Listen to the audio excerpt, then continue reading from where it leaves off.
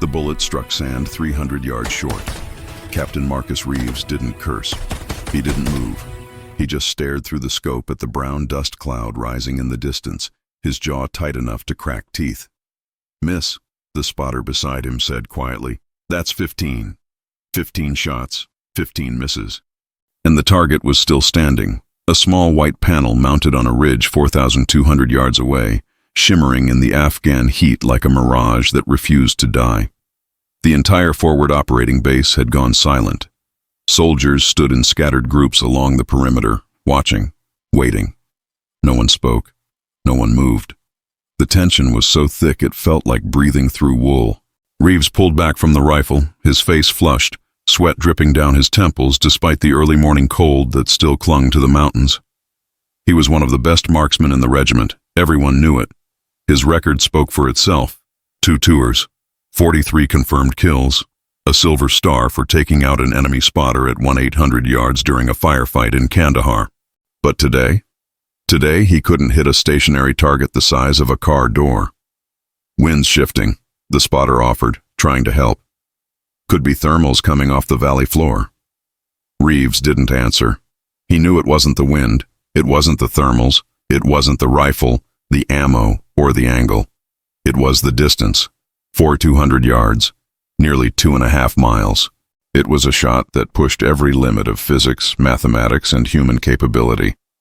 A shot that only a handful of snipers in the world had ever made successfully, and he wasn't one of them.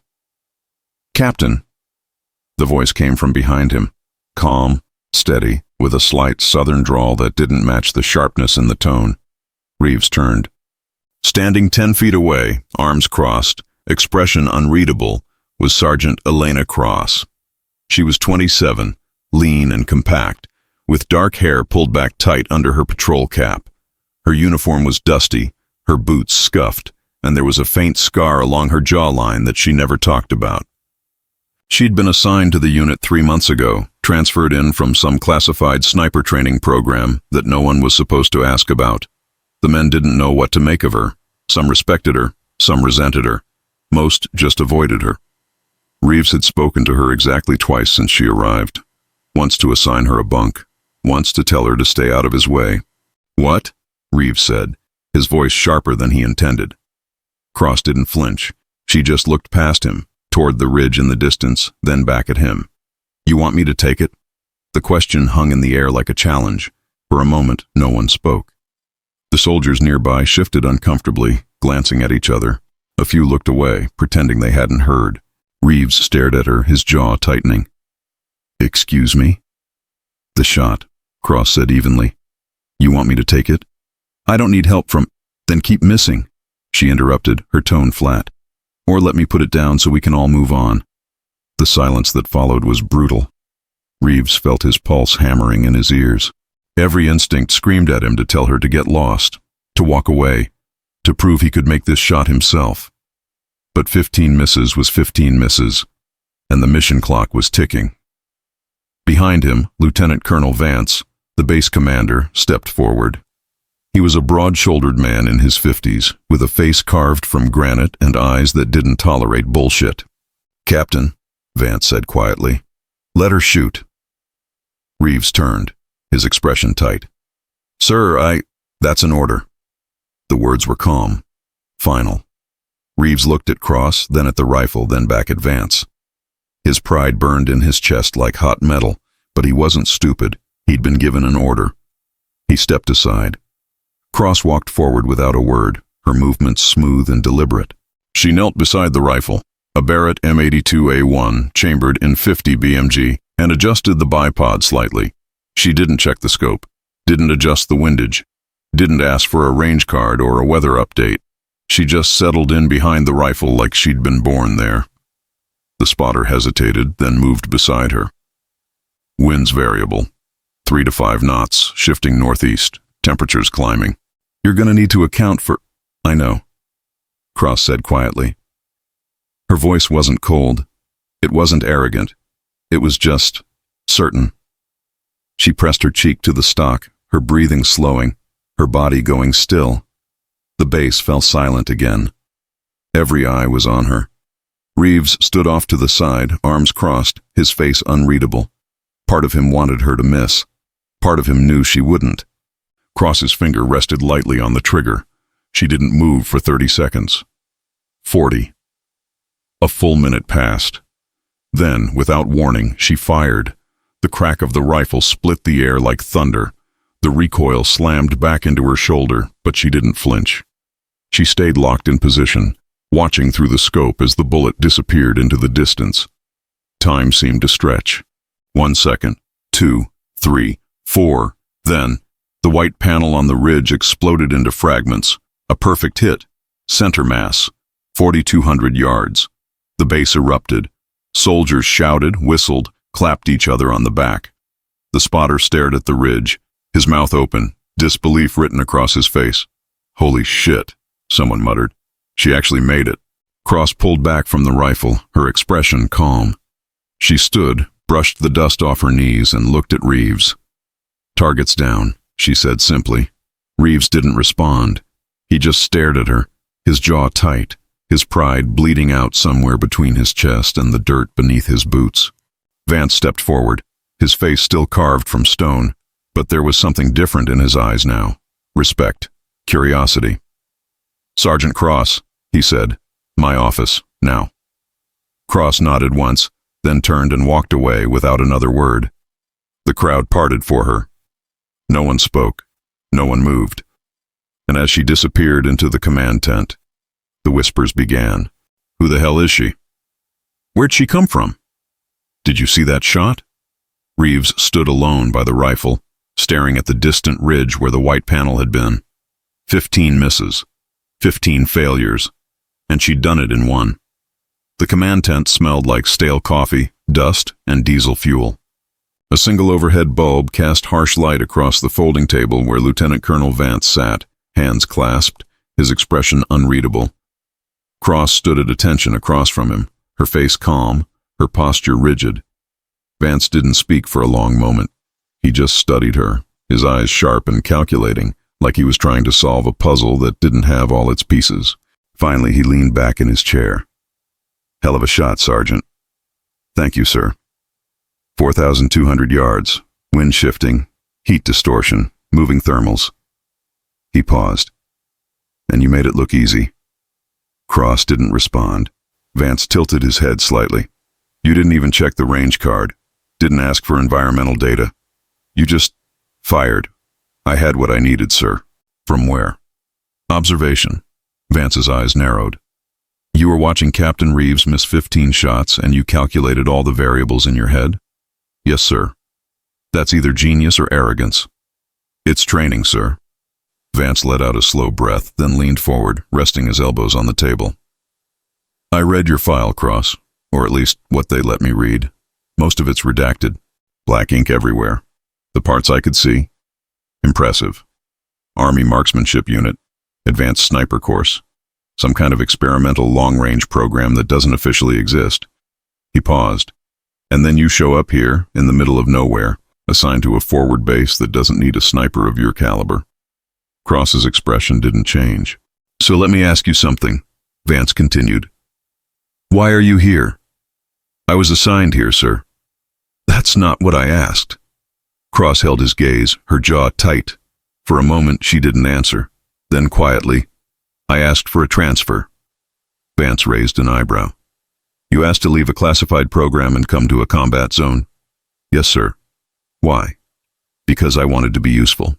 The words landed like a stone in still water. Vance studied her for a long moment, then nodded slowly. "Fair enough." He picked up a folder from the table, flipped it open, and scanned the pages inside. "You've been here 3 months, kept to yourself. No complaints, no incidents. You do your job, stay out of the way, and don't cause trouble. That's the goal, sir. But today you caused trouble." Cross didn't respond. Vance closed the folder. "Captain Reeves is a good soldier, a good marksman, but he's also proud, and you just embarrassed him in front of the entire base." "I didn't mean to embarrass him, sir. I meant to complete the mission. Same result." "Yes, sir." Vance leaned back again, his expression softening just slightly. "You made the shot, Cross. That's what matters. But understand this. What you did out there, that changes things. The men are going to look at you differently now. Some will respect you, some will resent you, and some—" He paused. "Some will test you. I can handle it, sir." "I'm sure you can." Vance stood, signaling the conversation was over. "Dismissed." Cross saluted, then turned and walked out of the tent. Outside, the sun was higher now, the heat already pressing down on the base like a heavy hand. Soldiers moved through their routines, drills, maintenance, patrols, but Cross could feel the eyes on her as she walked, watching, judging. She kept her head down and moved toward the barracks. "Hey, Cross!" She stopped, turning. A group of soldiers stood near the mess tent, 5 or 6 of them, all men, all staring at her with expressions that ranged from curiosity to hostility. One of them, a tall, broad-shouldered corporal named Garrett, stepped forward, grinning. "That was some shot," he said, his tone somewhere between impressed and mocking. "Didn't know we had Annie Oakley on base." A few of the others laughed. Cross didn't react. "Thanks. Seriously, though," Garrett continued, stepping closer. "Where'd you learn to shoot like that? You some kind of prodigy or something?" "Just training." "Yeah? Well, maybe you should train the captain. He could use the help." More laughter. Cross's jaw tightened, but she kept her voice level. "Captain Reeves is a good marksman. Sure didn't look like it today. Distance shooting's different. It's not about skill. It's about patience." Garrett smirked. "Sounds like something a textbook would say." Cross held his gaze, her expression unreadable. Then, quietly, "If you've got a problem with me, Corporal, say it." The grin faded from Garrett's face. The air between them shifted, tension crackling like static electricity. For a moment, no one spoke. Then Garrett shrugged, stepping back. "No problem, Sergeant. Just curious." "Good." Cross turned and walked away, leaving the group behind.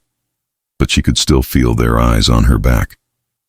Later that night, Cross sat alone in the corner of the barracks, cleaning her rifle.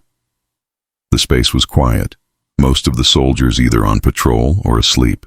The only sound was the soft rasp of the cleaning rod moving through the barrel.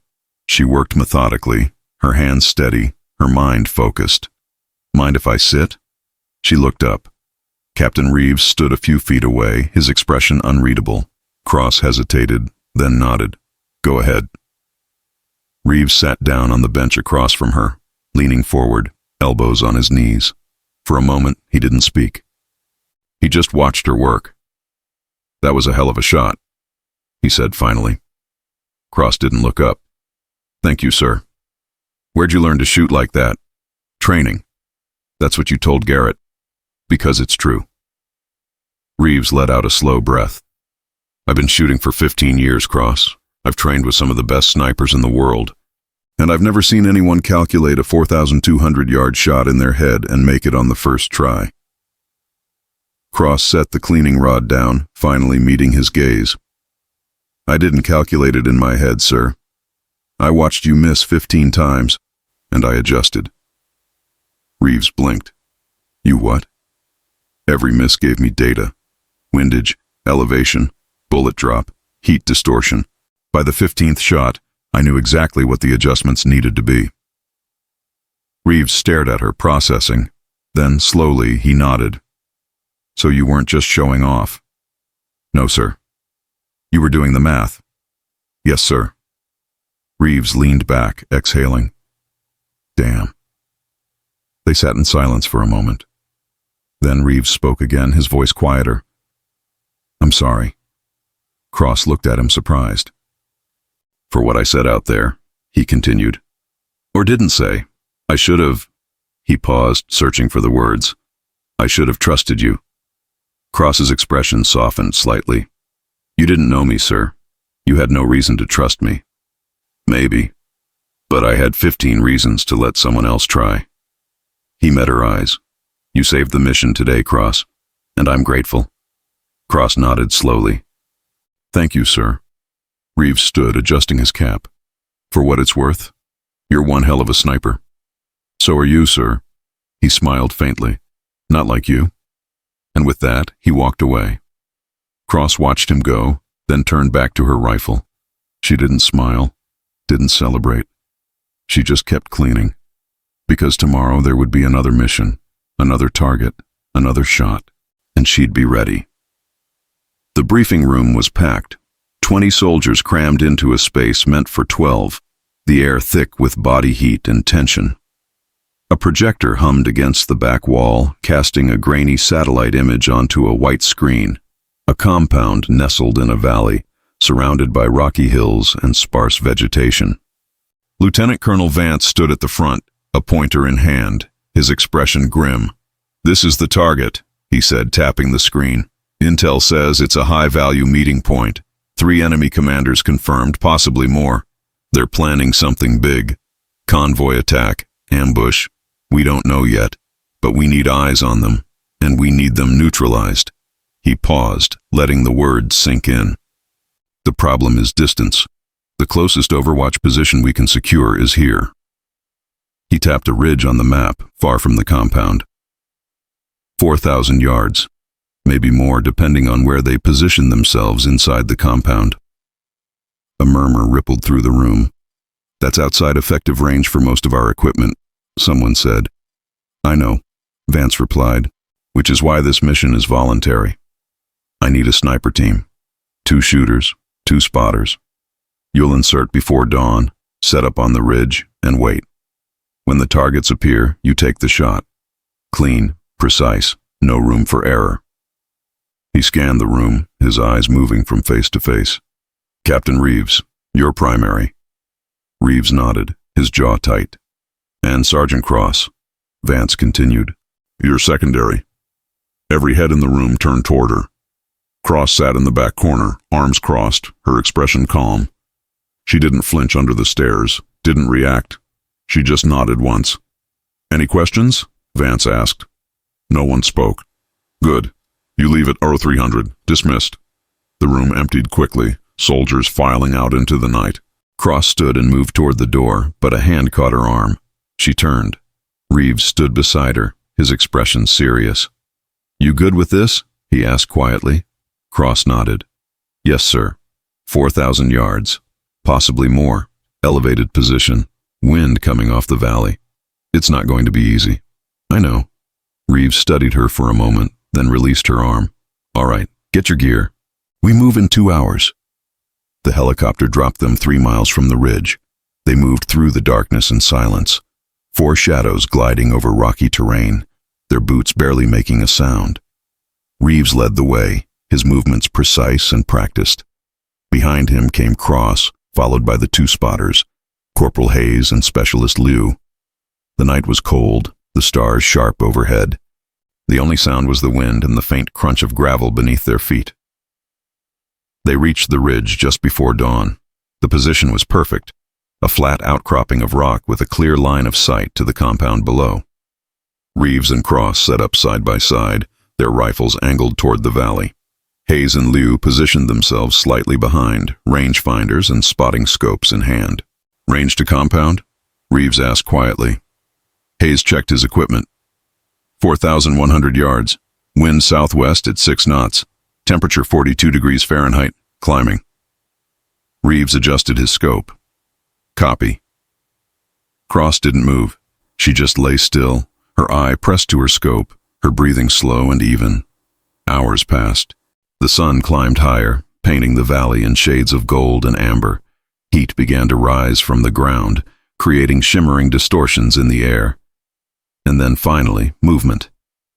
"Contact," Liu whispered. 2 figures, east side of the compound, no weapons visible. Reeves shifted slightly, tracking the figures through his scope. "Confirmed. Civilians?" "Negative," Hayes said. "Intel says all civilians evacuated yesterday. Anyone in that compound is enemy." Reeves's jaw tightened. "Copy." More figures appeared. 3, then 5, then 8. "Jesus," Hayes muttered. "It's a full meeting." "Command's gonna want confirmation," Reeves said. "Liu, get pictures." Liu lifted a small camera, snapping shots through his scope. Minutes ticked by, and then one of the figures, A tall man in dark clothing stepped into the open courtyard at the center of the compound. He stood alone, arms crossed, scanning the horizon. "That's him," Hayes said. "Target 1, confirmed." Reeves exhaled slowly. "Range? 4,200 yards. Reeves's finger moved to the trigger. He settled in, his breathing slowing, his body going still. Cross watched him, saying nothing. Seconds passed. Then Reeves fired. The crack of the rifle split the air. Everyone watched. The bullet struck the ground 20 feet short of the target, kicking up a small cloud of dust. "Miss," Hayes said quietly. Reeves didn't move. He just adjusted, recalculated, and fired again. Another miss, this time 10 feet to the left. "Wind's shifting," Lou said. "Thermal's coming off the valley floor." Reeves fired a third time. A third miss. His jaw clenched. Sweat dripped down his temple despite the cold. "Captain," Cross said quietly. Reeves didn't respond. He fired again. Miss. "Captain." He pulled back from the rifle, his face flushed, his hands trembling slightly. "I can't." He stopped, his voice tight. "I can't make this shot." For a moment, no one spoke. Then Cross shifted slightly, her voice calm. "Let me try." Reeves turned, his expression somewhere between frustration and relief. He looked at Hayes, then at Lou, then back at Cross. "You sure?" Cross didn't answer. She just moved into position, settling in behind her rifle. Reeves stepped back, his jaw tight. Cross pressed her eye to the scope, her breathing slowing. She didn't ask for range, didn't ask for wind speed. She just watched. The target was still standing in the courtyard, completely unaware. Cross's finger rested on the trigger, and then she fired. The bullet flew for 200 yards, through wind, through heat distortion, through every variable that physics could throw at it. And it found its mark. The target dropped like a stone, his body crumpling to the ground. "Hit," Hayes whispered, his voice filled with disbelief. "Clean hit, center mass." The compound erupted into chaos. Figures scattered, diving for cover, shouting orders.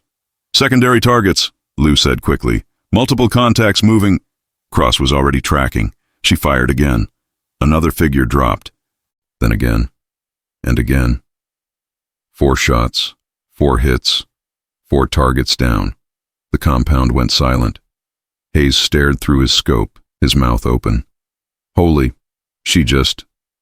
Reeves didn't speak. He just watched Cross as she pulled back from the rifle, her expression calm, her breathing steady. "Targets neutralized," she said simply. For a long moment, no one moved. Then Reeves exhaled slowly, shaking his head. "Unbelievable." Cross stood, brushing the dust off her knees. "We should move. They'll send a patrol."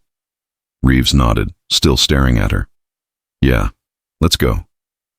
As they packed up their gear and moved off the ridge, Hayes leaned toward Lou, his voice low. "Did you see that?" Lou nodded, his face pale. "I don't think I've ever seen anything like that." "Who the hell is she?" Lou didn't answer, because he didn't know. None of them did. The base was different when they returned. Word of the mission had spread fast, faster than Cross expected. By the time the helicopter touched down, soldiers were already gathered near the landing zone, watching as the team climbed out. No one spoke. They just stared. Cross kept her head down, moving toward the barracks with her gear slung over her shoulder. But she could feel the weight of their eyes, the unspoken questions hanging in the air like smoke. "Cross." She stopped, turning. Lieutenant Colonel Vance stood a few feet away, his expression unreadable. Beside him was someone Cross hadn't seen before, a tall man in his 50s, wearing a crisp dress uniform with more ribbons than she could count. His face was sharp, his eyes cold and calculating. "My office," Vance said. "Now." Cross nodded, following them toward the command tent. Inside, the air was tense. Vance gestured toward a chair, but Cross remained standing. The other man, whoever he was, leaned against the table, arms crossed. "Sergeant Cross," Vance began. "This is Colonel Marcus Hayes. He's with JSOC." Cross's pulse quickened slightly, but she kept her face neutral. "Sir." Hayes didn't offer a greeting. He just studied her, his eyes cold. "Hell of a mission, Sergeant." "Thank you, sir. 4 targets, 4,000 yards. Variable wind, heat distortion." He paused. "And you made it look easy." Cross didn't respond. Hayes pushed off the table, stepping closer. "I've been reviewing your file, or at least what's left of it after all the redactions. Seems you spent 2 years in a program that doesn't officially exist. A program that specializes in extreme long-range marksmanship, experimental techniques, psychological conditioning, the kind of training that turns good snipers into something else." He stopped in front of her, his gaze sharp. "So let me ask you something, Sergeant. Why did you leave?" Cross held his gaze, her jaw tight. "I wanted to be in the field, sir." "That's not an answer." "It's the only one I have." Hayes studied her for a long moment, then nodded slowly. "Fair enough." He glanced at Vance, then back at Cross. "Here's the situation. Your performance over the last 3 months, and especially the last 48 hours, has caught the attention of some very important people. People who think you're wasted sitting on a forward base in the middle of nowhere." Cross's stomach tightened. "They want you back in the program," Hayes continued. "Full reinstatement. Classified missions. High-value targets. The kind of work that actually matters." "I'm not interested, sir." Hayes raised an eyebrow. "You haven't heard the offer yet." "I don't need to." "Sergeant." "With respect, sir," Cross interrupted, her voice steady. "I left that program because I was tired of being a lab experiment. I didn't join the Army to sit in a sterile room and shoot at paper targets while scientists took notes. I joined to make a difference, to help people, to do something that mattered." Hayes's expression darkened. "And you don't think what we do matters?" "I think it matters to the people who run the program," Cross said quietly. "But not to the soldiers in the field." The silence that followed was brutal. Hayes's jaw tightened, but he didn't argue. He just turned to Vance. "Colonel, a word?" Vance nodded, and the 2 men stepped outside. Cross stood alone in the tent, her heart pounding. She knew she'd just burned a bridge, probably more than one, but she didn't care. Minutes passed. Then Vance returned alone, his expression unreadable. "Dismissed, Sergeant," he said quietly. Cross saluted, then turned and walked out. The sun was setting when she finally made it back to the barracks. The base was quieter now, the day's chaos settling into the routine hum of evening. Patrols changing shifts, mess hall filling up, generators kicking on. Cross dropped her gear on her bunk and sat down, her body heavy with exhaustion. "Hey," she looked up. Captain Reeves stood in the doorway, hands in his pockets, his expression thoughtful. "Can I come in?" Cross nodded. Reeves stepped inside, pulling up a chair. For a moment, he didn't speak. He just looked at her, his eyes searching. "I heard about the meeting with Hayes," he said finally. Cross didn't respond. "Word is, he wanted to pull you back into some classified program, and you turned him down." "Yeah. Why?" Cross leaned back against the wall, exhaling slowly. "Because I didn't want to go back. But it's a hell of an opportunity. High-level missions. Access to resources most soldiers never see. A chance to really make an impact." "I don't need an opportunity," Cross said quietly. "I just need to do my job." Reeves studied her for a long moment, then nodded slowly. "I get it." "Do you?" "Yeah." He leaned forward, elbows on his knees. "When I first joined, I thought being a sniper was about the shot, about being the best, about proving something." He paused. "But after a while, I realized it's not about that. It's about the mission, the team, the people you're trying to protect." He met her eyes. "You already know that. That's why you're here." Cross didn't respond, but something in her chest loosened. Reeves stood, adjusting his cap. "For what it's worth, Cross. I'm glad you stayed." "Thanks, sir." He nodded, then turned and walked out. Cross sat alone in the quiet barracks, the weight of the day finally settling over her. She didn't know what tomorrow would bring. Didn't know if she'd made the right choice. But for the first time in a long time, she felt like she was exactly where she was supposed to be. 3 weeks later, Cross stood on the same ridge where she'd made the 4,200-yard shot. This time, she wasn't alone. A dozen soldiers stood beside her, men and women from the base, all eager to learn. Captain Reeves stood at the front, arms crossed, watching as Cross explained the fundamentals of extreme long-range shooting. "It's not about strength," she said, her voice clear and steady. "It's about patience, observation, understanding the environment and letting it guide you." One of the soldiers raised a hand. "But how do you calculate all that in the moment?" Cross smiled faintly. "Practice. A lot of practice." They laughed, and as she continued the lesson, Reeves watched from a distance, a small smile on his face. She'd turned down fame, turned down glory, turned down everything the program could offer, because she'd found something better. Purpose.